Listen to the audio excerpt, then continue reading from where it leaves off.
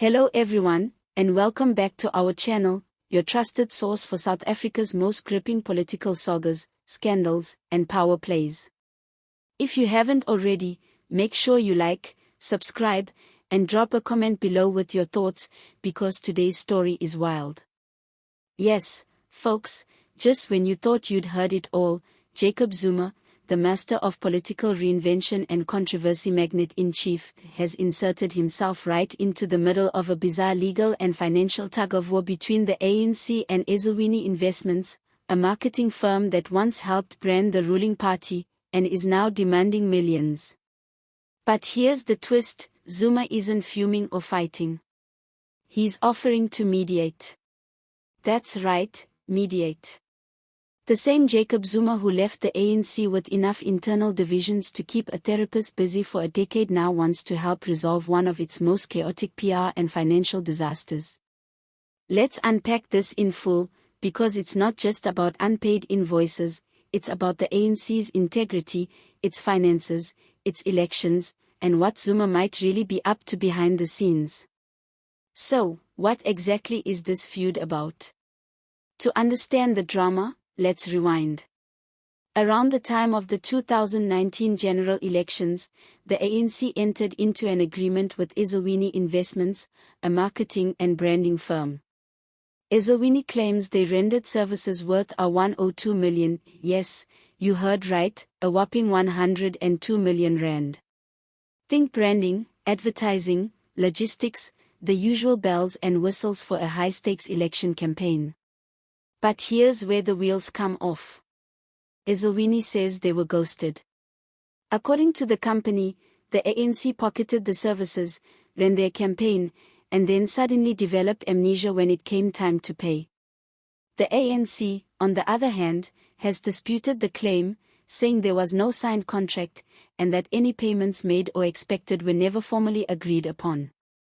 That little detail, no written contract, has turned this dispute into a legal minefield.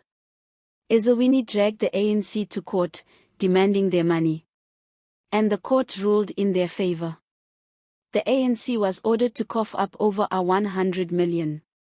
But surprise, surprise, the party pushed back, launching appeals and counteractions, essentially putting the payment on ice. The whole saga has now dragged on for years, all while being watched like a soap opera by the public, journalists, and rival political parties eager to see the ANC flounder. Enter Jacob Zuma. Just when this legal and political quagmire couldn't get more tangled, in walks Msholozi himself, offering to be a neutral mediator between the two sides. Now, pause for a moment. Let's all acknowledge how surreal this is. Jacob Zuma, the former president who once faced his own mountain of corruption allegations, now wants to play Mr. Reconciliation. This is the same man whose tenure saw the ANC almost split down the middle. The same man who was pushed out of office by Cyril Ramaphosa in what insiders still refer to as a polite coup.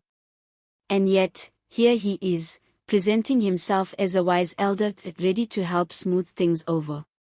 Some might say, what could possibly go wrong? But why Zuma, and why now?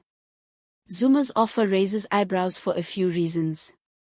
Firstly, his public re-emergence through the Umkhonto we Sizwe (MK) party has already rattled the ANC. Despite being legally disqualified from running for office, Zuma still commands serious grassroots support, particularly in KwaZulu-Natal, and his return has deeply fractured the ANC's base. Secondly, some believe his mediation offer is less about peace, and more about leverage.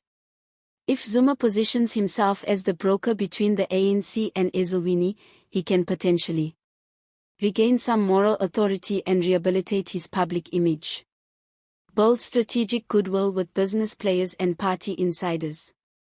And, let's be honest, get a front row seat into ANC's internal workings at a vulnerable time. Remember, we're talking about a man who plays the long game. For Zuma, every move is layered, and often has ripple effects years down the line.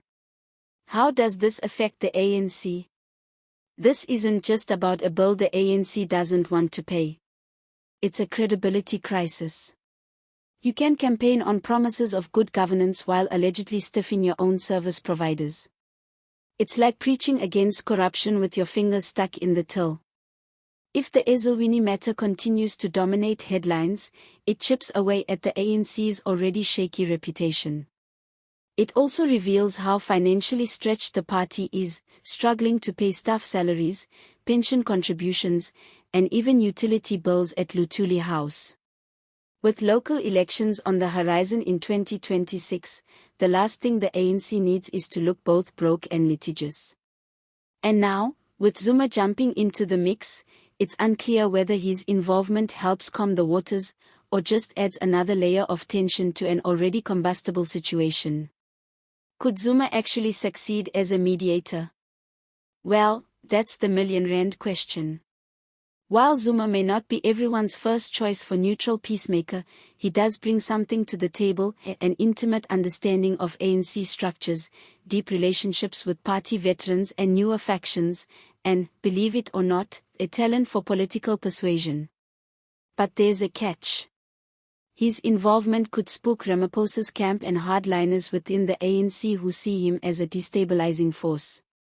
It might even further alienate Ezulweni, depending on their own political calculations. Let's not forget, Zuma isn't known for clean breakups, he's known for comebacks. The bigger picture, what does this reveal about the ANC today? This saga is more than just an overdue invoice. It's a magnifying glass on the messy state of internal governance, blurred lines between politics and private business, and the fading organizational discipline within South Africa's oldest liberation movement. It also reminds us that personalities, like Zuma, still have the power to disrupt, recalibrate, or even hijack a political moment. His mediation might end with peace, or it might be the start of another power play.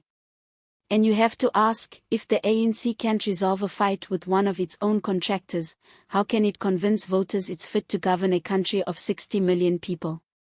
Final thoughts. Whether Jacob Zuma succeeds in resolving the Ezulweni debacle or not, one thing is clear, he's not leaving the stage anytime soon.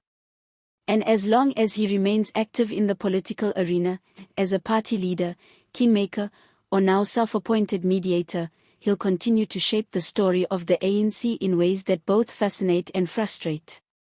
So, what do you think? Is Zuma genuinely trying to help?